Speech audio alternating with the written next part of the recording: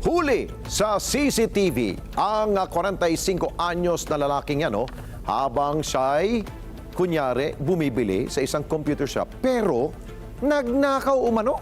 Diyan sa barangay Malis, San Mateo, Rizal nitong weekend. Makikitang tumungtong sa upuan ng suspect para kunin ang gamit at isinilid dito sa kanyang bag bago tuluyang tumalilis na parang wala lang nangyari. Nakita niyo na ba? O yan, kunyari nagko-computer siya. Ayan, tumayo at tumingin-tingin pa. At tumuntong. O, tinitingnan muna niya kung baka may sumisilip sa kanya. Ayan, antayin natin ha. Mahaba yung video eh. Ito na. O, nakuha na yata niya. Hindi pa. Ayan. Yun, tutungtong siya. Ayan.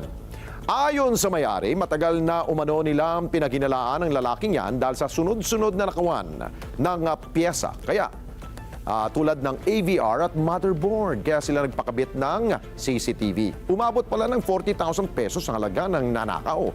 Ang pinakauli, isang motherboard na higit sa 11,000 pesos ang halaga. Abay, kinabukasan, namataan muli ang lalaki sa kabilang shop at inaresto na ng barangay. Tumakas ito pero itinuro ng kanyang kaanak kaya siya nahuli sa Montalban. Sinubukan pa noong niyang makiusap na ibalik ang piyesang naibenta niya sa junk shop sa halagang 50 pesos.